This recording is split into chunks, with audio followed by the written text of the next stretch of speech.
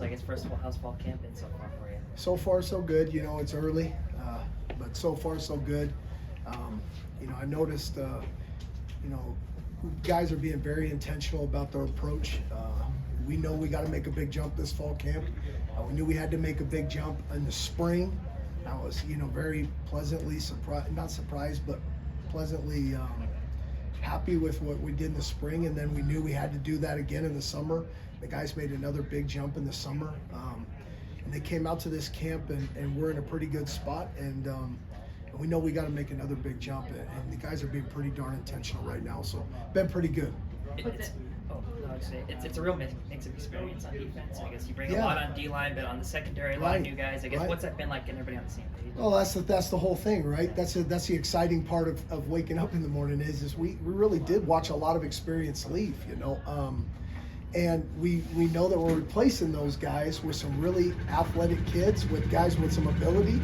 And so now it's a matter of, can we coach it up?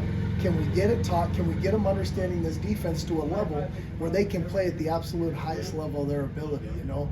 And so that's the fun part, you know, is now we get to be teachers, we get to be coaches, and that's why we do the job. With the younger secondary, what names are kind of sticking out so far? That's a good question because, you know, there's been a bunch, to be honest with you, and like you said, I mean, that's where the least experience we have returning. And so, you know, it was such a big, you know, big question was, hey, how can that secondary come together? How fast can they get to you know, playing at a high level, right? Like we were. And there's been a lot of guys step up in the safeties nickel room. You know, big play, Taden Gray has looked good. Taki has looked really good. Caden Dowler's looked really good. You know, and these aren't, you know, total surprise names to you guys, right? You guys have gotten to see these guys. We have played these guys at times. They've gotten some reps at times. And so, you know, they do have some experience, but, you know, they're starting off really fast. You go to the corners room, and really we got a bunch of young guys, and then we got Takari, kind of the older statesman in the room, and Takari has been, you know, a guy that hasn't gotten a ton of playing time as well. And so we knew we had to get a ton better at that group. We knew that we were basically almost, I wouldn't say starting over from scratch because we weren't, but we knew that that was going to be a huge overhaul. Like we had to get really good really quick. And I've been excited about really all those guys. I mean, you can literally name them all, and I've been excited about all of them. You know, Carson, Seth, Takari, Jace, all these guys are just popping off. They're looking great. They're coached well. Coach Green, he does a great job with that room. And they're not like normal DBs can be sometimes up and down. These kids want to be coached. They want to be held accountable, and they want to attack the process. And so they're all really growing fast, and they're all looking good. And then Paul Broad, just racking up so many preseason accolades. Number 41, you've been alongside him his whole career. What's his ceiling this season? What's Paul's ceiling? That's a tough question. Paul's ceiling can be as high as anybody, I think. I mean, you know, since I've been here, you know, I coached Chase Benson. To me, to even say you were around a Chase Benson's a really cool thing. I think Paul Brock could be that same type of player. I really do. I think, you know, Chase Benson could have been an NFL guy if he wouldn't have been hurt. I think, you know, you could say the same about Paul. You know, the thing that's so great about Paul is the way he's attacking the process. Paul wants to be as good as anybody we got on coaching staff, nutrition, anywhere in our program, underneath our roof. Paul wants to be as good as anybody, and he's fighting every day to be better, right? And so I think his ceiling is really high because he's got a, you know, unbelievable skill set. But he's attacking it. I mean, when you talk about a man possessed, he's been a man possessed, you know, and he's been a lot of fun to be around. I think Paul can be as good as anybody. We spoke with some of the DBs, and they said it's actually an advantage to having such lack of experience because they use it as hunger. So how much have you seen them use that as motivation to prove themselves? Sure. Well, you know, when I first got this job and when I got to take over this defense, you know, it was kind of a gathering of a bunch of people that heard about everybody else that left the building. And nobody want to talk about the people that were in the building. You know, me included. You know, we're losing Coach Daly. What a stud, right? An all-time great Bobcat, a heck of a football coach. You know, on down the line. You know, all these players. We lose a Rylan Orr, we lose a Brody Gribby, we lose Danny. We lose all these guys, and certain guys got in the portal and all that. We want to talk about everybody besides the guys that were returning. And I think the guys that were returning for a very intentional reason. Okay, and have a lot of pride in the success of this program and the way we do things. And when those guys are coming back, they were coming back and kind of hearing everybody talk about everybody else. I think it put a chip on everybody's shoulder, including me. I think it put us all to work and narrowed our focus a little bit. So, you know, I think everybody feels that way, not just those young guys. I mean, the D-line feels the same way, you know. Well, speaking of the D-line, Kenny obviously had such a strong finish to last year. We talked about how he was, you know, kind of the beneficiary of Brody being double teamed, but also the work that he put in and grew over the season, right? So there's going to be a lot of eyes on Kenny this year, obviously. So who's somebody that maybe can fill that backside role? Well, you know, both the guys that you saw play a lot last year would be Hunter Parsons and Zach Cruz, both off to great starts, you know, and Zach Cruz is a big playmaker. You know, he can make big plays. And so anytime you got a guy like that, you got to find a way to get him on the field. And Zach kind of struggled with some consistency at times. All right. And what I'll tell you is he attacked the spring. He attacked the summer. He grew up as a person, and he's getting better and better and more consistent. And I'd say the same for Hunter, really. You know, I feel like we got several guys, including Dom Solano, you know, that can step up and be really good. You know, I don't think anybody's really good right now, but I think can be and have a lot of potential to be 4 deep. I would say this.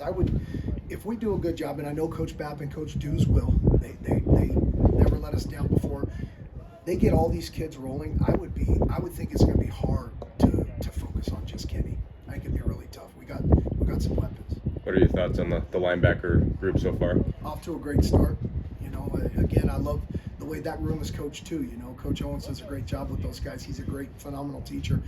And, you know, that's a great thing to have a great coach that wants to teach and wants to coach. But then when you take the players that are in that room, you know, Thriller, Neil Daly, I call him Thriller, sorry. Thriller, right? Neil Daly, Bryce Grebe, I mean, all of them, they just cannot wait to be coached. They want to ask questions. You know, you almost got to be sharp. You know, you got to really make sure you're on your stuff, because these kids just floating around, they're coming with some pointed questions. Hey, coach, they were unbalanced. They moved over to this. The back flop. Would we do this? Would we do? I mean, these guys want to be great, you know, and so, you know, I've been extremely impressed with the way they've approached it, and I just think we can keep getting better and better in that room too. Another room where you say, hey, man, you lost some experience, right? But you're replacing it with an athletic ability, okay? And you're replacing it with some guys that we think got some high ceilings. Why is he called Thriller? Neil the Thrill is where it started. Okay. He made a great play in camp a couple years ago, and I go, that a baby Thriller, you know, and everybody just kind of was like, oh, that works, that fits, you know, and so, you know, I don't know. And just how's the playbook, or just your philosophy, anything, if at all, evolves kind of since the spring? Yeah, I would say that that's a good question. I'd say that we're still working to figure out who we are and what we are, and what we're, and how much we're going to put on them. And you know, the whole thing is about getting this really athletic group of kids playing as fast as we can, getting them playing at the top end of their ability.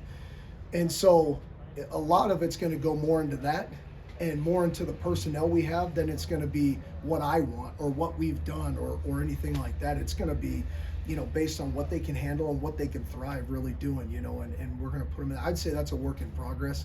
I'd say that's a question that's going to come a lot closer to week 1 than I can even give you now. That's a good question.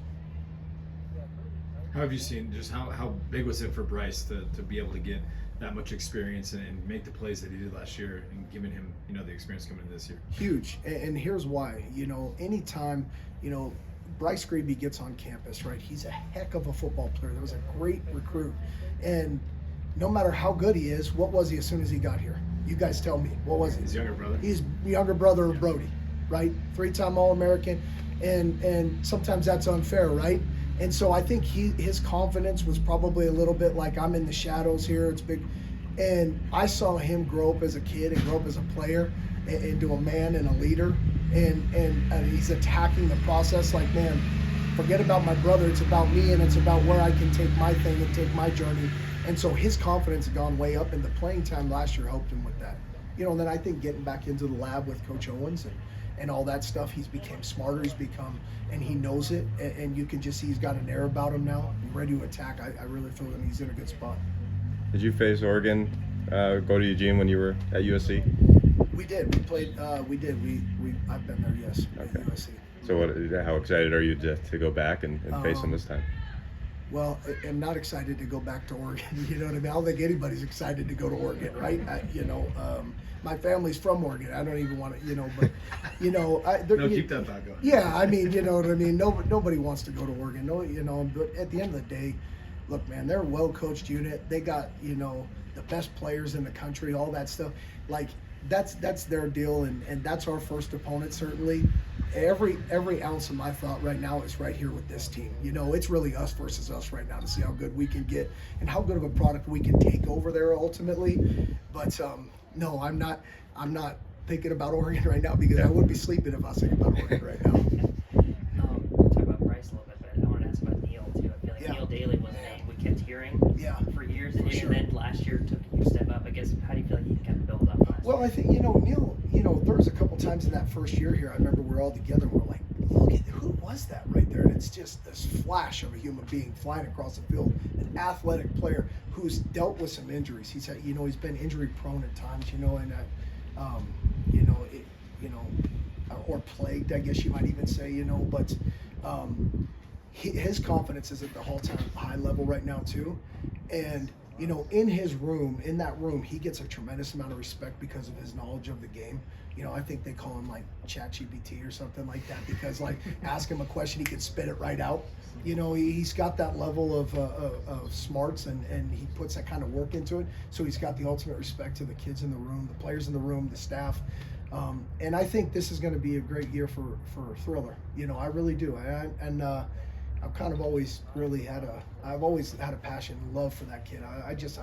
I see a huge value in him, and I think it's gotten better and better and better, and he's gotten smarter and smarter and smarter, and he's athletic, and he's as healthy as we've had him in a long time, and the future's bright for him. Yeah, I think both those guys, I feel good about those. There's several guys in that room that are doing a good job, Yeah, I know the past couple of years they like that 3-man rotation with the linebacker room. Is that something to kind of look out for, and who might be that third guy? Well, I think ultimately that's what we want to get to at every position. We'd like to get to where we can roll guys and keep guys fresh.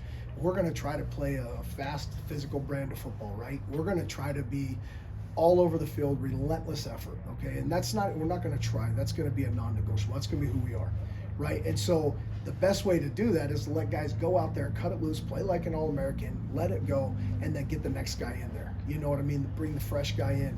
You have to have guys, that you feel good about to do that, and to have true depth. And there's a lot of guys in that room right now that are working to try to get to that spot. There's a bunch of names I could mention, and I would just say that there's 3 or 4 guys we got eyes on that we need to step up. And guess what? If 2 of the 3 step up, then we're going to feel really, really good about where we're at. Coach Vegan mentioned a lot of names on the defensive line, but specifically he talked about Talon Marsh taking kind of the next step. So how have you seen him kind of grow? Talon Marsh, man, I'm so proud of Talon Marsh, right? Talon Marsh was a kid last year who really, struggled, you know what I mean? Which is to be expected. And so, when you're younger. And, he never let it get him down. He never slowed down. He never stopped attacking the process. Then he comes out in the spring where, Hunter Charbonneau actually probably was probably the next guy up next year, and he was just above Talon. And then after spring, you would have said it the opposite way.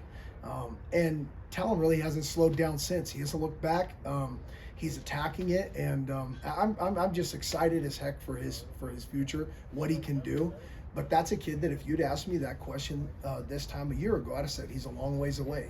He's probably a conversation for another interview, but he's made himself relevant by the way he's worked, and he's got all the ability in the world. You guys have seen that. I mean, one of the best players in the state, right?